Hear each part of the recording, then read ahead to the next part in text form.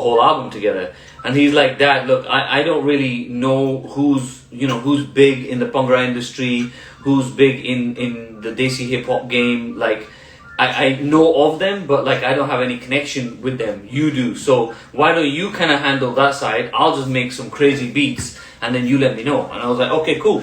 So based on, and he's picky. He was kind of picky that, I like this sounds kind of better for this, or I think Rush sounds cool with this. So it just came together that way. I just kind of reached out to everybody and said, listen, Noopy's working on an album, and everyone said the same thing. Sick, dope. Your son's working on an album. Send us the beats. Let's have a listen to the beats, and if we're feeling it, then we'll jump on it for sure. And you know what? Some of them felt some of the beats, they jumped on. Some of them was like, nah, I'm not really feeling. It's not my thing. Maybe next time. So we was like, okay, cool. Let's work on it. Nice, that's awesome. I love that. Like a dope collaborative effort. Yeah. In all of this. That's amazing. Well, awesome, man. Thank you guys for sharing. We'll move on to the next segment of the show, and it's called Feedback.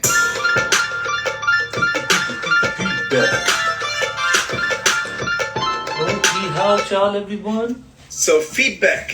This is a part of the show where we go way back in your feed, your Instagram feed, and ask you to give us some feedback on it. Oh, damn, okay. So I'm gonna quickly share my screen.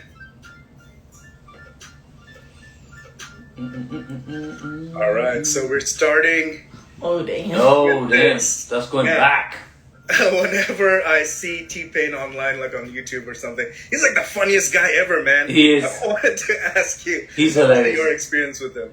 T-Pain, he was just a gem of a person. That guy was like so humble, down to earth. He chatted to everyone. He was a really cool guy, super cool guy. In fact, he was one of those guys who you know what, he always wanted to do something different. Like, for example, I'll give you a story. We took him to Bombay to shoot the Daddy That Cash video.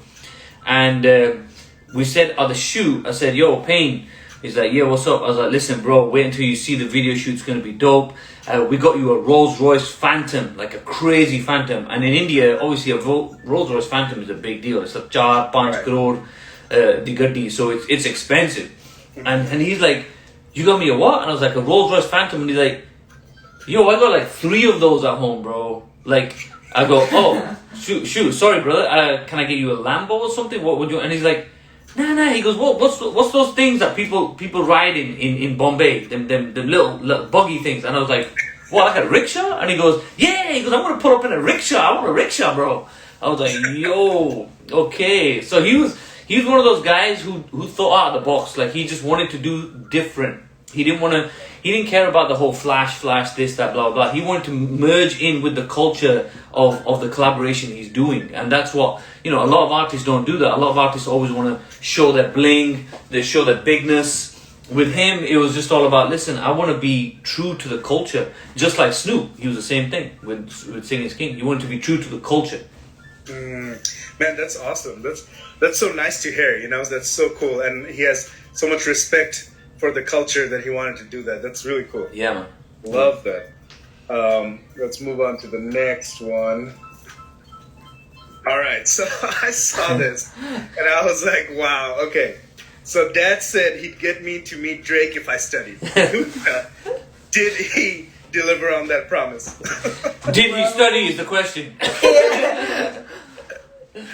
Well, now, I still to this day don't know what he means by if I studied, if that means graduate from university. It's a trick question. It's learn stuff in middle school or high school. So that's what I meant by study. What I meant by study is once you graduate with a law degree or something like that, which may be a long way away now. You know what? Who knows? We wanted him to study. We wanted him to carry on doing his studying, and at the same time, he's grown up around music, and he's always kind of in and out of studios with me, meeting all these different people. And we're in Toronto right now, and who knows? Drake is down the road, and we know a lot of people who know him, who have with mutual friends. if he studies hard enough. But he's a big Weeknd fan. I'm not gonna lie. What, right? Massive Weeknd fan. Massive Weeknd fan. So I think that Weeknd has now overtaken the whole Drake thing. Damn, that's amazing. Yeah, either one of those guys would be amazing because they really represent, man. No doubt. Oh damn! This is in Australia. Is it Australia or New Zealand? Wasn't this like one of my first posts? Yeah. So, yeah, it says October 2016. Jeez. Yeah. This is definitely one of your first posts, I think. That was in New Zealand. God, how old were you then? It'd be bloody hell. I don't even know myself. I like 8 or 7. Yeah, no, I think you was around 10. You was around 10 because the whole party song was out. So this was in New Zealand, or I'm sure it was New Zealand, where we was performing. Me, Nindi, Raftar. It was a New Zealand. It was a whole tour in Australia and New Zealand, and anywhere Nindi goes, obviously she just takes her son with her no matter what happens. So we was performing. Nindi jumped on stage. She was doing her thing, and then she was like, "Listen." She always, if she knows she has to go on stage and Noopy's just backstage, she'll always have to go and grab Noopy and bring him on the stage as well. She has to. Like, it gives her so much love, and like she gets so proud of him just being with her on the stage. So she just brought him up on the stage. How did you feel on that stage? Can you even remember? No. Not at all. That's awesome. That's a fun story, man. That's really cool. Yeah, I see so much energy, activity going on this stage. I just had to pick this picture. Yeah, it was heavy. That's amazing. All right, so this is another old picture, man. Damn, I remember that photo. No, you definitely want that. I think you was at the hotel room with Mom. This was a proper gang photo right there. My God, I look actually really skinny there. I need to lose some weight. Wow. So yeah, this was in the first studio I basically put together in Delhi. So at that time, we just recently connected with Raftar, and I was looking at what Raftar was doing, and also Sikandar was there, Sadi was there, the whole KKG was there, Suk, our boy who used to work with us as well, he was there. So this studio was the studio where we recorded Swag Mera Desi. Oh, okay. Oh, sick. Nice. Swag Mera Desi was recorded in this studio right here, and it was probably in one of those sessions in that picture, probably. I even have a video of when he was recording in the studio, and it was a crazy mink purple, weird kind of color type of studio. I think I went there once. Yeah, you did. Yeah, I think you did. So I think this is a legendary studio because there was a lot of recordings this is where initially I found Raftar and started to really mold him and build and polish him, really. Right. No, that's awesome. One of my favorite tracks of Raftar and you, Swag Mera Desi, man. Love that. Thank you. All right, so these next two pictures are with Pharrell, both of you guys. So I wanted to hear your Pharrell story, man. What happened with that? Okay, so yeah. First things first is how long did we stand there? We stood there for a while. Not too long, but it wasn't too long. But there was a proper line there, and obviously Pharrell was there, and his whole shoes came out, and we bought like how many pairs? You bought like 3 pairs. Yeah, of shoes. I got like I think 1 pair, 2 pairs. You got shoes. 2 pairs. Yeah, 2 pairs of shoes, and Pharrell was sitting there, and then we finally, because it went all the way upstairs. It was from the bottom and then goes all the way upstairs. This was in Bombay. Yeah, this was in Bombay in the what is it? Adidas store. Yeah, Adidas store. And when we finally got up there, I was like flipping out. I was like, "Oh my God, we're almost there! Oh my God!" And then as soon as we got there, we took the photo, and I went out, and I was like, "Oh my God, I just took a photo with Pharrell." He was cool. Pharrell. He was really He cool. was a cool guy. Cool guy, really quiet and very humble, and he gave him his signed pairs, so he got his signed pairs. That's awesome. Love it. Really, it's so much fun to hear these stories from you guys, and over the years you have so many little tidbits, little anecdotes that it just makes it so much fun for me as the host. So I'm really enjoying this, man. No doubt. Shout out to the few hundred people who are watching us on YouTube. as well as on Facebook. Yeah, everyone on my Instagram right now, guys can go and log on right now onto YouTube and watch this whole live. By the way, so everybody just go and check it out. Is it Desi on YouTube? Is it Desi Hip Hop? Yes, it is. Yeah, so go to Desi Hip Hop, guys, on YouTube, and you can check it out right now live. Yeah, and drop your questions and comments on YouTube or wherever you are, and we will definitely try to answer them. Manj Music, my question to you, man. Over the years, you've worked with so many, artists and so many different types of people. But then, like, you were growing through different types of music as well over these years. Like you've done so many. Like I just can't even start a list, because it's endless. I wanted to always ask you, what is one piece of advice that somebody else gave you that helped you, in your career? When you were... The best sound advice I can tell you right off the top of my head was Salman Khan, who said to me, if you are going to have any artists or any people who are going to be working with you, under you, and you're going to sign them, don't sign them forever. Have them, help them, polish them, let them fly, and they will always respect you in that level. If you're always going to try to keep hold of someone and keep them held down, they're always going to feel as though they're being held down. They're not allowed to fly. So the best thing for you to do is don't think about anything else. Don't think about the money. Don't think about nothing else. Think about the respect, because that's what you're going to go. When you're gone, that's what you're going to go with.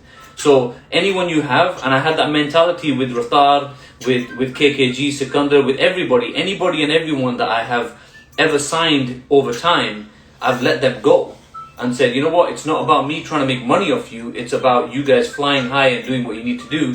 And you know what, I'm proud of what you guys are doing in the future. So Salman Khan gave me that advice when I was at one of his shoots, and I was like, okay, you know what, that's coming from him, 100%, I'm going to do that. Man, that's amazing. That's a really, really good advice. I love that. It's kind of like the age-old advice, like, they say to lovers, like, if you love something, just let them go. Yeah. If they love you back, they'll come back. Yeah, 100%. And I think, what people do today is they run after the money. They run after okay, well, he's doing well, blah, blah, blah. I should be making money off this and da-da-da. I think if you're content with what you have, I don't need to be a billionaire. I don't need to be a millionaire. Whatever I have in my hand, I'm happy with. I have a nice family. I have food on the table. I'm comfortable. I don't need to be chasing after someone else's money for the fact of business. But if I can make them, do something in their life where it shines, they shine, and I feel proud, and then people will always, like today, if I always say, I always hear people say to me, buddy, you know what, you made Raftar, you I can't believe it, you killed it, you really made him. And I was like, I polished him. His talent, it was shining on its own. All I did was I just guided him the right way, and I polished him, and I just gave him a platform. And same with anybody else that I've brought under my wing. And I think the best thing is to let them fly and be famous and earn their own money and do whatever they have to do. Nice. That's amazing. Really great sound advice. I love that. Thank you for sharing. No, absolutely. So many people will get so much value from that. We're going to move on to the next segment, and it's called Social Undistancing.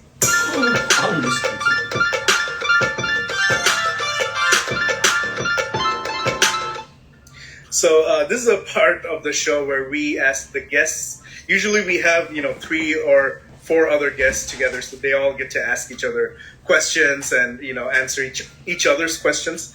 But today we have both of you here, and, we will ask both of you questions, and you'll ask each other questions. So instead of explaining all the shit, I'll get started. All right. I want to ask Noopsta a question, man. Okay. Noopsta, bro, when did you start producing? When did I start producing? I think I started producing just a little after You Can't Stop This Party came out. Because I realized that...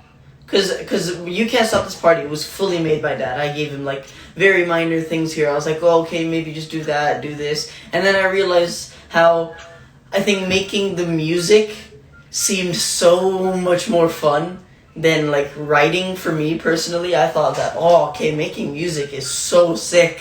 And then from then on, I started making music, and I kept making music, and then till now. And obviously, I've gotten way better than before. I used to make random stuff. Now I mainly focus on like trap, R&B, hip hop, that kind of genre. Nice. So, what's your favorite software to use for production? What are you using now? I think I started with GarageBand, and that was my favorite. Then from GarageBand, I moved up to Logic, and I used Logic for a bit. And now my favorite, which is so easy to use, is FL. FL Nice. Studio is just really good. And I don't use any one of those. I use Cubase. So it was like, for me, it was like, what are you doing? And he's like, oh, I'm using this program. I'm like, oh, I don't even, and he'd ask me, Dad, I need to do this and this. And I'm like, bro, I have no idea what you're doing right now because I don't use that program. So I'm glad that he's learning that because then he can now teach me those programs. Right. No, that's awesome. So in this section, guests ask each other questions as well. So, Manj Musik, bro, do you have a question for Noopsta? Okay. Put you on the hot seat. What's your favorite song that Dad's ever produced?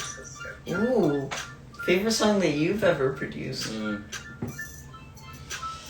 No, actually, let me rephrase that. Do you prefer Dad producing hip-hop beats, commercial beats, or typical Punjabi beats? Ooh.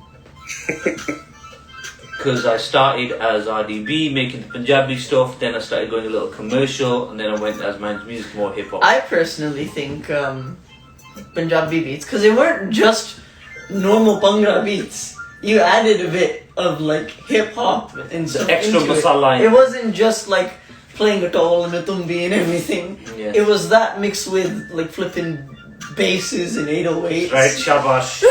He's absolutely right. Nice. That's awesome. That was really cool. Great answer. My question to you, Manj Musik, is as we've been talking about so many different parts of your career, man. Which part of your career have you enjoyed the most, and why? I think I've enjoyed pretty much majority all of it because my career has been so different. Like it's changed so many times. There's so many different levels of change in my career that it's always been exciting for me. I think right from the get-go, starting as only DJs, and we just used to DJ in nightclubs, then going into music production and making some of the RDB albums back in the day, just making Bhangra stuff. We used to fly out to Punjab and record stuff in Punjab and then come back and put loon masala onto that Punjabi stuff. Then going into a little bit of singing and sang my first song, Aja Mahi. So I think my whole career over 2 decades has been so exciting for me that I've never got bored. And even after, switching from RDB and unfortunately with my older brother passing, thinking, okay, I want to take a different path because I can't make RDB music anymore without him. Right. When I started the Manj Musik, I went into a whole new era of hip hop, finding Raftar and working with KKG and these guys. So I think, again, from there now, I'm on Noopsta's album as J-Man, which again is very exciting for me because it's something different that his music has triggered in me. So I think it's constantly exciting for me. It's always exciting. There's no boring part. Man, that's amazing. I love hearing that. And over these years, what do you think has mainly changed in the hip hop scene? My question is just regarding the hip hop scene. Like, what do you think has been the biggest difference between hip hop, like Desi hip hop, hip hop among South Asians, today and 10 years ago? First of all, it's 100% come out into the open. I think 10 years ago, Desi hip hop was Bohemia, and that's what Desi hip hop was pretty much. Right. I remember back in the day when we was doing our whole RDB thing and we was touring all over the place, and we bumped into Roger Bohemia then, and Bohemia was sitting there and he was doing his Punjabi rap, and honestly speaking, there was a lot of media there that was like, oh, that's kind of interesting, a rap in Punjabi, that's very interesting. and we were singing in Punjabi, and they were taking more liking to the singing in Punjabi than the rap in Punjabi. And Bohemian stuck to his guns and be like, yo, this is me, this is what I do. Today, everybody is doing rap in their own mother tongue, in their own language now. And that has been such a massive, drastic change due to digital platforms, due to people like you guys, Desi Hip Hop, who's always been pushing not just Punjabi rap or Hindi rap, but every Tamil rap and blah blah. It's like that's one of the biggest keys. And that switch between then, it's taken 10 years. It has taken 10 years for this to happen, but it's moving so fast now that you just don't know where this is gonna go. Like I talk to Mr. Gujubai all the time. You know what I mean? We're always saying that. Listen, this is gonna blow in the mainstream as well at one point. And I think we're really, really close. I think we're really near to doing that. That's amazing. That's really awesome. I love that. Totally right. You know, we've seen the same sort of spikes and the same movement that you mentioned these past 10 years. You know, I've been with Desi Hip Hop, like I'm one of the co-founders, and I've been I've been on this freaking mission for from almost day one. 9 to 10 years now. You know, and it's and I've seen it. You know, it's my struggle has changed over these years. At the beginning, I would struggle to find content, because I do most of the creative marketing and stuff, so social media stuff. I was struggling to find content. Man. You've done a good job, brother. You've done a great job over everything that you've done. You. You've created that awareness like massively. Right, I appreciate you, man. And nowadays there's like I'm not starving for content at all. Every day there's somebody releasing something new, and I'm just like, all right, put that up. Yeah, totally. That's amazing. Noopsta, bro, what do you have? Ask a question to your dad, man. Like, what's always something you wanted to ask him, and maybe you didn't. Don't ask for like something crazy, like I want like a car or anything like that. Mind getting me a DX7 keyboard? Yeah. Right now, the only thing that he wants is the new PS5 and a DX7 keyboard for some reason. A DX7 80s keyboard. That's okay. So ask me the question. What? Question. What would you? No. What is your favorite beat that I've made? Like recently though. Your favorite recently beat. Okay, so I don't think the world has heard the one that you've just recently made. The one that you made 2 days ago, 3 days ago, where you layered all the stuff. It's like a commercial type of vibes. So just a couple of days ago, just to explain to everyone, he's always been making a lot of hip hop. Like he's a trap head. Like he loves trap beats. He's just always constantly making trap beats. And even for this album, I said to him that, listen, Noopy, if you're gonna make beats, you can't just always make trap beats. You need to, diversify and try and make different styles. And he's listening to a lot of Weeknd, so he started making a whole bunch of different style beats, which triggered this album. But just recently, a couple of days ago, he made a beat where he layered a whole bunch of sounds and he played them all in on the keyboard, and that really impressed me, to be honest. That was like, oh wow, okay, Noopy, now you're getting somewhere. Now you're actually, full on. You're performing the chords the way you want to perform them, and you're playing all the bass lines in and everything, which is a huge thing. And I think that's the sickest beat you made so far. Okay, that's amazing. That's awesome. Amazing. I have one more question for Manj Music as well, man. What is your process in making a song? Like, do you write the song first? Do you make produce the beat first, and then go off of the writing? What is your process? I'm very kind of either way, really. Like, I don't mind taking a vocal and then working on the vocal. What I like doing is I like taking a vocal and kind of listening to the melody of the vocal, if it's a song, if it's singing, listening to the melody of the vocal and kind of taking the music another direction to the melody of the vocal.